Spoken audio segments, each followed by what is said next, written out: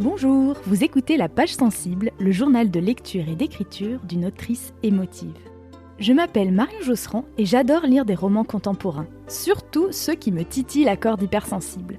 J'aime tellement ça que j'ai même décidé d'en écrire. Dans ce podcast, je partage avec vous les romans qui éclairent si bien ma vie que j'ai envie de les recommander à la terre entière. Au passage, je vous raconte mes aventures d'apprentie autrice parce que ça aussi, c'est toute une histoire. Âme sensible ? Bienvenue.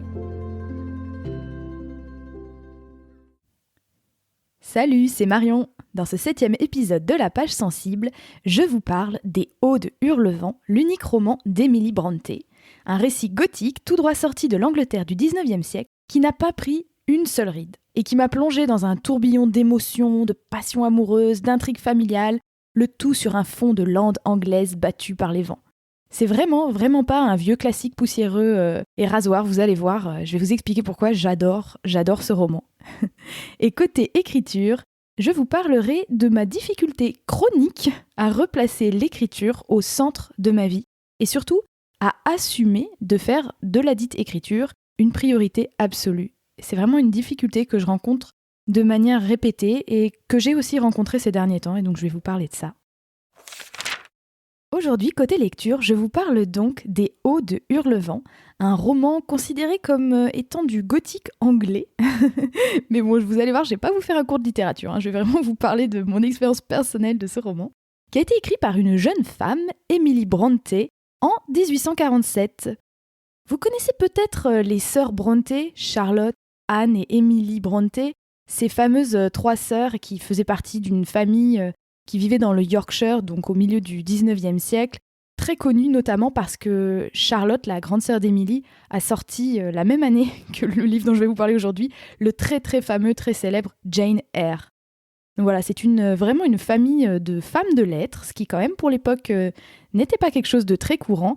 Et vous allez voir que décidément cette Emily Brontë, c'est un personnage à part entière et tout à fait mystérieux et intriguant.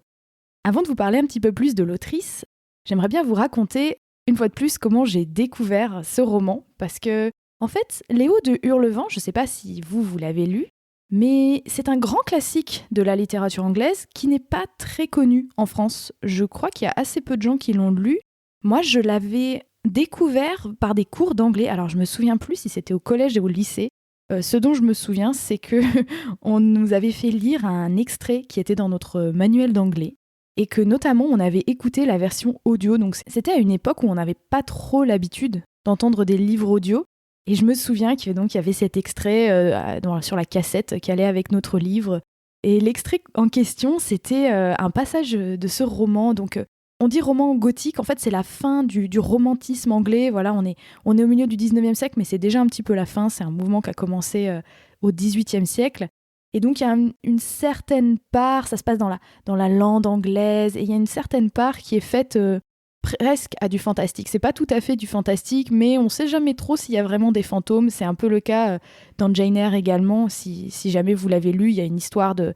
On sait pas bien s'il y a un fantôme ou pas dans le grenier, dans la maison, dans Jane Eyre. Bah là, c'est un peu pareil. On sait pas trop, on flirte un petit peu avec le fantastique sans que ça soit vraiment du fantastique. Et donc, il y a toujours plus ou moins des histoires de fantômes qui traînent.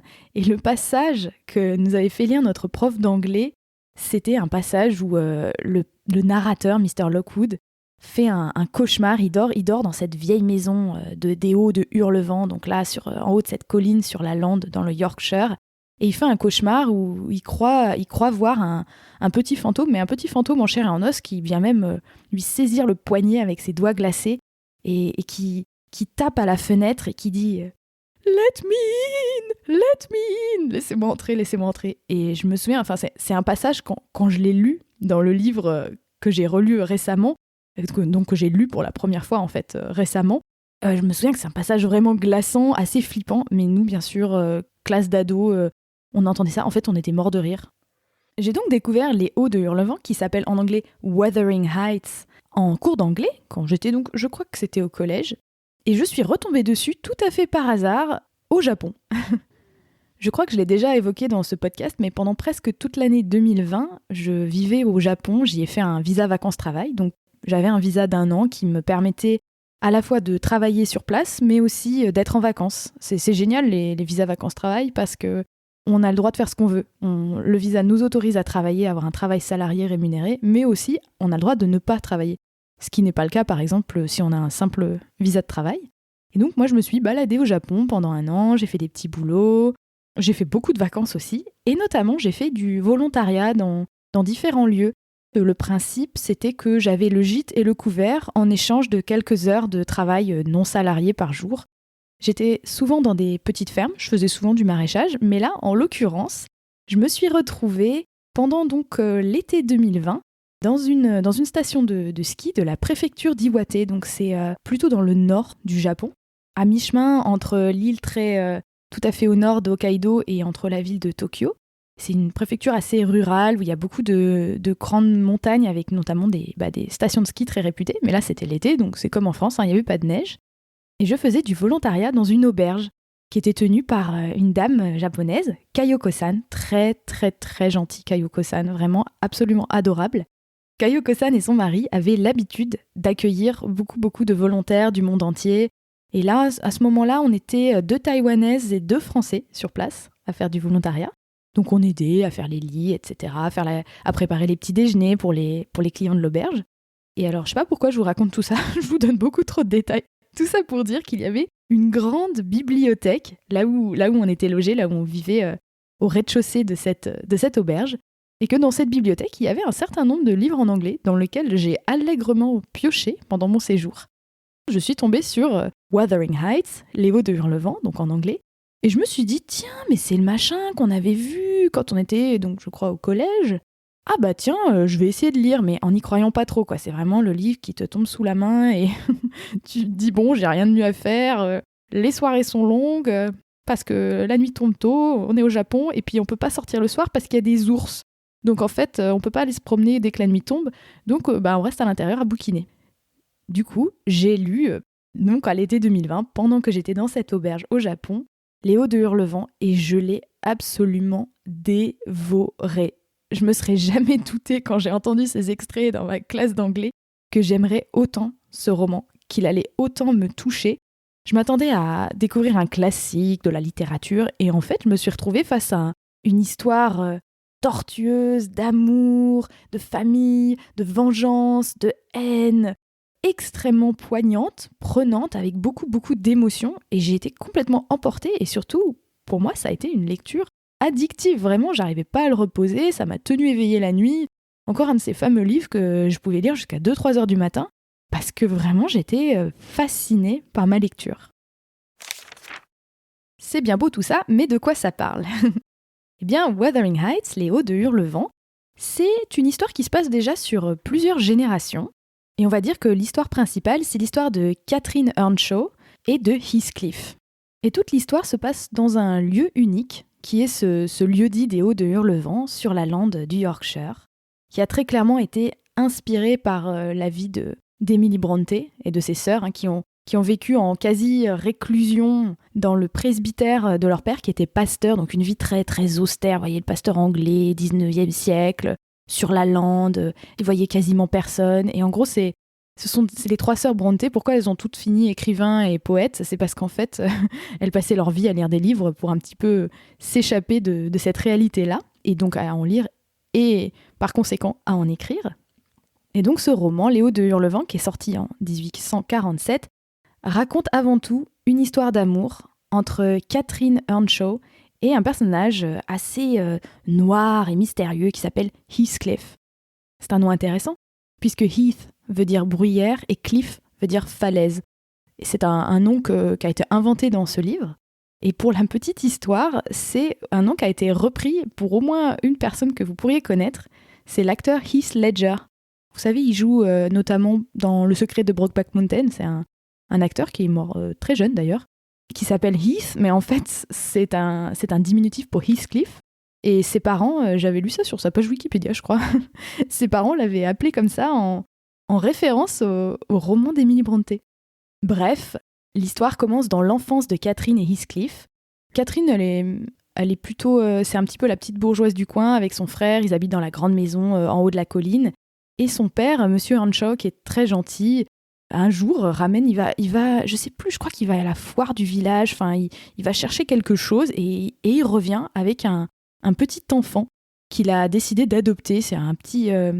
alors, il le présente, bon, c'est le 19e siècle, hein, il le présente comme un petit bohémien, je crois. Je sais plus ce qui est dit je crois qu'en anglais, le mot, c'est gypsy.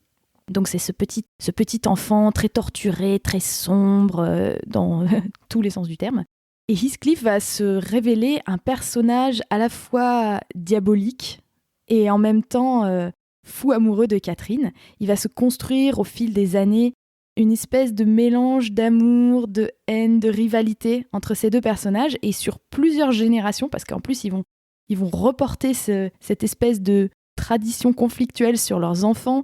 Il va y avoir comme ça toute une série de rebondissements, de retournements qui, on va dire, pivotent autour de cette histoire d'amour, mais qui n'est que le centre de l'histoire. Et en fait, il se passe tout un tas de choses autour avec leurs époux, épouses respectives. Ça, c'est vraiment une saga. Une des choses qui fait que ce roman est fascinant, c'est que quand elle l'a écrit, je ne sais pas quel âge elle avait quand elle l'a écrit, parce qu'apparemment elle a eu du mal à le faire publier, mais ce qui est certain, c'est que le livre a été publié 1 an avant la mort d'Emily Brontë, alors qu'elle n'avait donc que 29 ans. C'est son unique roman, elle n'en a jamais écrit aucun autre, et bon, il se trouve qu'elle est décédée 1 an seulement après sa parution. Et elle n'a pas été reconnue de son vivant pour la qualité de son écriture. Ce livre, il a beaucoup choqué parce qu'en fait, les personnages sont très sombres. Il y a vraiment des histoires. C'est assez immoral. Ça rentrait pas dans la petite morale très étroite, protestante anglaise de l'époque.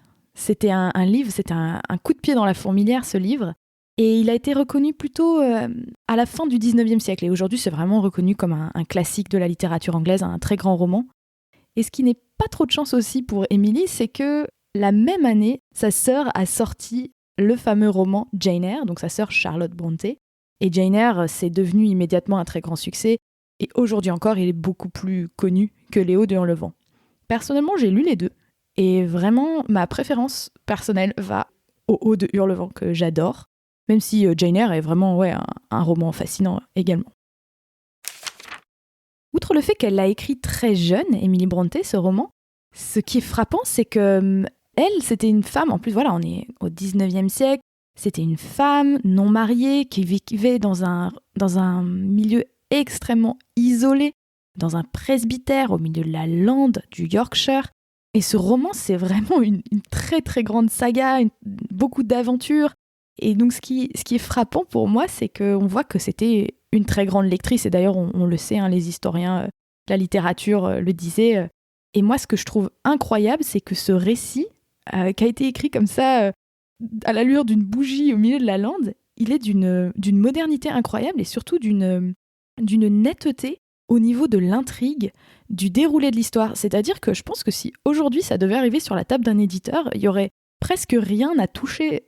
C'est extrêmement bien écrit, bien construit. Il y a une espèce de technicité dans ce roman, dans cet unique roman, qui moi vraiment me laisse pantoise. Je me dis waouh, le coup de maître quoi. Vraiment, je suis très très impressionnée par la façon dont est construite l'histoire. Il y a une complexité, notamment dans l'imbrication des narrateurs. Parce qu'en fait, le narrateur principal n'est pas du tout ni Catherine ni Heathcliff, donc les deux, on va dire vraiment les deux protagonistes. C'est en fait le locataire qui va récupérer la maison, mais je crois un truc du style 20 ans plus tard. Et en fait, lui, donc Mr. Lockwood, il arrive sur les lieux et il se dit « il y a vraiment une ambiance bizarre ici ». Les gens sont bizarres, je sens qu'il y a une histoire dans cette maison. Il se retrouve à louer cette dépendance de la maison. Et ce Mr. Lockwood, il va donc mener l'enquête sur l'histoire de cette maison des Hauts de Hurlevent. Il va essayer de comprendre ce qui s'est passé. Et là où il y a une imbrication incroyable des narrateurs, c'est qu'il va effectivement rencontrer certains des personnages qui du coup ont vieilli, qui ont 20 ans de plus que dans l'histoire principale. Et notamment, il va rencontrer la bonne, Nelly, donc la bonne de la famille, qui a le même âge que Catherine et Heathcliff, qui a en fait grandi avec eux, parce qu'à l'époque, voilà, les domestiques vivaient dans la maison. Et donc Nelly raconte l'histoire de Catherine et Heathcliff à Mr. Lockwood. Donc vous voyez l'imbrication, tous les intermédiaires qu'on a entre le lecteur et les personnages principaux. Et pourtant, ça marche, mais du tonnerre, c'est-à-dire ça fonctionne très bien, c'est vraiment bien fichu. Je tiens à préciser également que selon moi, ce roman, vraiment comme je disais dans l'intro, n'a pas pris une seule ride. Je me suis sentie extrêmement concernée par l'histoire. Ça m'a tenue donc éveillée une partie de la nuit, c'était une lecture addictive. J'ai pas eu cette impression de distance qu'on peut avoir avec certains textes classiques, du tout, du tout. Et en plus, ça touche à des thèmes qui, moi, me sont chers. Les triangles amoureux, les histoires d'amour complexes, l'amour impossible. Il y a quelque chose de tragique. Et en même temps, il y a une forme de rédemption à la fin. Alors, je veux rien vous spoiler, mais c'est à la fois un roman assez noir et en même temps, il y a de la lumière, et notamment sur la dernière partie. Et je trouve que ça a quelque chose de très addictif. Ça donne envie de le relire à l'infini. Par ailleurs, la langue d'Amélie Brontë est vraiment très riche, très poétique. En fait, avant d'être romancière, elle était poète. Elle a surtout beaucoup, beaucoup, beaucoup écrit de poèmes. Elle a même publié des poèmes dans un recueil avec ses sœurs. Et elle fait donc parfaitement honneur aux paysages torturés du Yorkshire et également, comme je vous le disais avant, aux émotions très variées des personnages. Et notamment, elle nous décrit très très bien la lande frappée par le vent, ce lieu chargé d'histoire et de secrets que sont les Hauts de Hurlevent. Et vraiment, on s'y croit avec plein de petits détails sensoriels qui font qu'on est plongé dans cet univers en plein 19e siècle. Enfin, c'est quelque chose que je dis souvent dans les livres que je vous présente, mais je pense que c'est parce que c'est quelque chose que j'apprécie et que je recherche aussi dans les livres que je lis. Les personnages ne sont pas du tout manichéens. On n'a pas les gentils d'un côté, les méchants de l'autre. Même Mr. Lockwood, qui est seulement le narrateur et un peu l'observateur, même lui, à un moment, il va se retrouver à faire des choses plus ou moins morales. Et alors, les personnages de Catherine et Heathcliff, ils sont, je dirais, objectivement détestables. Mais en fait, on a quand même envie que ça se passe bien pour eux. C'est vraiment très bien fait. En termes d'extrait, je ne voulais pas trop vous spoiler, donc j'ai choisi un passage qui se trouve plutôt au début du roman et qui se trouve dans ce temps présent, le temps de la narration, où Mr. Lockwood, le fameux narrateur, décide de traverser la lande pour se rendre à la maison principale des Hauts de Hurlevent, où vit encore Heathcliff. Là, je vous spoil pas parce qu'on le sait dès le début. En fait, c'est son propriétaire. Heathcliff est le propriétaire. Mr. Lockwood lui loue une des dépendances des Hauts de Hurlevent. Et Mr. Lockwood se sent très isolé. Il est nouveau venu dans la région. Il se sent très isolé sur cette lande.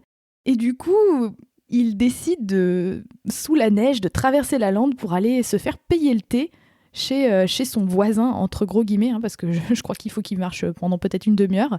Et il rejoint la maison principale et il va voir Mr. Heathcliff avec l'intention de se faire inviter pour le thé parce que il s'ennuie comme un rat mort. Sauf qu'une fois devant la maison, déjà au début, personne ne veut lui ouvrir, il a du mal, il y a un domestique qui lui aboie dessus, littéralement les chiens qui lui aboient dessus, c'est vraiment pas top. Puis il finit par arriver il y a un jeune homme qui arrive très bourru et qui le fait rentrer, il sait pas trop qui c'est celui-là. Ce jeune homme le fait rentrer dans la salle principale et là il voit qu'il y a la maîtresse de maison qu'il prend pour la femme de Heathcliff. Alors moi je vous le dis, c'est pas la femme de Heathcliff, mais je vous dirai pas qui c'est. Et là, gros malaise, parce que en fait, la fille, elle est super mal polie avec lui. L'autre gars, très bourru, il dit rien, il se met dans un coin. Personne l'invite à s'asseoir. Et il se dit, mais c'est vraiment le moment où le narrateur commence à se dire, mais qu'est-ce que c'est que cette ambiance pourrie ? Qu'est-ce qui s'est passé dans cette maison pour que tout le monde se fasse la tronche comme ça ? Et c'est un petit peu l'élément déclencheur du récit où Mr. Lockwood, par la suite, va aller mener l'enquête sur cette famille pour essayer de comprendre quels sont les secrets qu'ils cachent. Je toussai une fois de plus et me rapprochai de l'âtre, renouvelant mes commentaires sur le triste temps de cette soirée. « Vous n'auriez pas dû sortir » dit-elle en se levant pour prendre sur la cheminée 2 des boîtes à thé peintes. Jusqu'alors, elle avait été abritée de la lumière. Maintenant, je distinguais nettement sa silhouette et son visage. Elle était élancée, en apparence à peine sortie de l'adolescence, admirablement faite et avec la plus exquise petite figure que j'ai jamais eu le plaisir de contempler. Des traits fins, très réguliers, des boucles blondes, ou plutôt dorées, qui pendaient librement sur son cou délicat, et des yeux qui eussent été irrésistibles si l'expression en eût été agréable. Heureusement pour mon cœur sensible, le seul sentiment qu'il révélait tenait le milieu entre le dédain et une sorte de désespoir qu'on était étrangement surpris d'y découvrir. Les boîtes étaient presque hors de sa portée. Je fis un mouvement pour l'aider. Elle se tourna vers moi du même air qu'aurait un avare si quelqu'un voulait essayer de l'aider à compter son or. « Je n'ai pas besoin de votre assistance, dit-elle sèchement. Je peux les atteindre toute seule. Je vous demande pardon, me hâtai-je de répliquer. Vous a-t-on invité à prendre le thé demanda-t-elle en attachant un tablier sur sa robe noire très propre. Elle balançait une cuillerée de thé au-dessus de la théière. J'en prendrai une tasse avec plaisir. Vous a-t-on invité répéta-t-elle. Non, dis-je en souriant à demi. Mais vous êtes tout indiqué pour le faire ? Elle rejeta le thé, la cuillère et tout le reste, et se rassit sur sa chaise avec un mouvement de dépit, le front plissé, la lèvre inférieure rouge en avant, comme celle d'un enfant prêt à pleurer.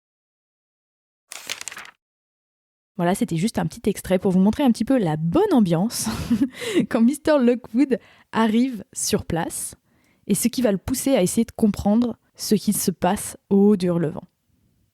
L'extrait que vous avez entendu était une traduction de Frédéric Delbecq dans la collection À tous les vents de la Bibliothèque électronique du Québec. J'espère que cette présentation, dans laquelle j'ai essayé de ne pas trop vous révéler l'histoire pour ne pas trop vous spoiler, vous aura donné envie de lire Les Hauts du Hurlevent. Vraiment, moi je trouve que c'est un régal et surtout, ça se lit tout seul, donc faites-vous plaisir. Et à présent, passons à l'écriture. C'est un peu délicat pour moi de vous parler d'écriture aujourd'hui, parce que je suis dans une période de transition en ce moment. Ça fait ces 2 dernières semaines, j'ai commencé un nouveau travail, un travail à mi-temps que justement j'avais recherché expressément parce que je voulais être à temps partiel pour avoir du temps pour écrire. Et je me rends compte une fois de plus que c'est difficile pour moi d'écrire dans ces périodes de transition où je dois m'habituer à un nouveau rythme, nouveau lieu de travail, nouveaux collègues. Et du coup, j'ai très très très peu écrit ces 2 dernières semaines. Et c'est difficile à admettre pour moi. Mais je me rends compte que parfois, j'arrive pas à avoir l'espace pour écrire. C'est-à-dire que même si techniquement j'ai du temps, mentalement j'ai du mal à faire la place. Et je me rends compte que le plus difficile pour moi, c'est de faire de l'écriture une priorité. J'ai l'impression que dès qu'il y a autre chose, par exemple là, c'est le fait de faire toutes les démarches administratives autour de ma prise de poste. J'ai aussi reçu des amis, de la famille. Il fallait que je m'occupe aussi d'autres démarches administratives personnelles, des rendez-vous, etc. Et systématiquement, ça passe en premier. J'ai du mal à me dire, à considérer l'écriture comme je pourrais considérer par exemple mon temps de travail salarié. Par exemple, si je dois prendre un rendez-vous chez le dentiste, je vais évidemment pas le prendre sur mon temps de travail salarié. Donc qu'est-ce que je vais faire ? Je vais le prendre sur un des jours que je consacre à l'écriture. Et paf, ça tombe au milieu de l'après-midi. Et en fait, ça me mange mon après-midi d'écriture. Et voilà, je me rends compte que j'ai toujours tendance à faire passer d'autres choses avant l'écriture. Et je ne sais pas si c'est parce que écrire c'est dur et que peut-être c'est une façon de procrastiner. Peut-être qu'il y a une partie de moi qui inconsciemment cherche à éviter le dur labeur de l'écriture. Mais je me demande aussi dans quelle mesure ça relève d'une forme un petit peu cachée, un petit peu inconsciente de culpabilité. Parce que je crois qu'il y a toujours une petite partie de moi qui culpabilise à m'offrir ce temps d'écriture et à m'autoriser à écrire et à vraiment y passer des heures, de l'énergie. Je me demande s'il n'y a pas une petite partie de moi qui, quand j'écris, quand je passe par exemple une après-midi entière à la bibliothèque pour écrire, s'il n'y a pas une petite partie de moi qui se demande si je n'aurais pas mieux à faire, si ce que je fais n'est pas un peu inutile, vain, s'il n'y a pas quelque chose d'un petit peu égoïste et vaniteux aussi à se dire moi je vais écrire un roman. Vous voyez, je sais pas si ça vous parle ce que je dis, mais j'imagine que si certains d'entre vous font aussi d'autres activités créatives ou même d'autres choses, je sais pas, par exemple faire du sport, peut-être que vous vous retrouvez là-dedans. Des fois, j'ai l'impression d'avoir du mal à m'autoriser pleinement et 100% à faire ce qui me passionne et qu'il y a quelque chose qui inconsciemment me retient. Et donc ça se traduit par le fait que je fais passer toutes les autres obligations avant l'écriture. Donc ma bonne résolution pour les semaines à venir et que je prononce dans ce podcast face à vous afin aussi d'en être plus redevable, c'est d'essayer de remettre l'écriture au centre de mes priorités. Je pense que je vais y arriver là aussi, je suis dans une période vraiment de transition, je viens vraiment juste de commencer mon nouveau travail. Et je pense qu'il va me falloir quelques semaines pour stabiliser mon emploi du temps, voir quel jour je peux aller à quelle bibliothèque, selon les horaires d'ouverture. Enfin, il faut que je réorganise toute ma petite semaine. Également aussi organiser le rythme pour moi d'enregistrement, d'editing du podcast, etc. J'espère donc arriver à me construire une bonne petite routine et que ça me permettra de tenir le rythme et de terminer mon premier jet. Là, j'en suis toujours, comme j'ai pas beaucoup avancé, j'en suis toujours à peu près aux 2/3 de mon premier jet. Donc voilà, j'espère vraiment dans le prochain épisode pouvoir vous dire que je me suis instaurée dans une nouvelle routine qui me permet d'écrire régulièrement. En tout cas, merci pour votre soutien. Et c'est important pour moi de pouvoir vous parler de mon écriture dans ce podcast parce que ça me motive et aussi ça me met un petit coup de pied aux fesses, ce qui n'est pas plus mal. Merci d'avoir écouté cet épisode numéro 7 de La Page Sensible. J'espère qu'il vous a donné envie de lire Les Hauts de Hurlevent, qui d'ailleurs me semble assez méconnu en France, et je me demandais, est-ce que vous en aviez déjà entendu parler et est-ce que vous l'avez lu ? Pour réagir, rendez-vous sur le site du podcast où vous trouverez comme d'habitude une page consacrée à cet épisode. Je suis toujours ravie de lire et de répondre à vos petits commentaires. Et pour recevoir des recommandations exclusives de films et de podcasts en lien avec chaque épisode de La Page Sensible, n'oubliez pas de vous abonner à ma newsletter bimensuelle en cliquant sur le lien dans la description du podcast. Enfin, ne ratez pas le prochain épisode dans lequel je vous parlerai d'un de mes plus gros coups de cœur de ces dernières années, l'excellent Call Me By Your Name, que vous connaissez peut-être pour sa magnifique adaptation au cinéma. J'ai vraiment très hâte de vous en parler et même j'adore tellement ce livre que j'ai le trac de vous en parler. À très bientôt et d'ici là, je vous souhaite de belles lectures.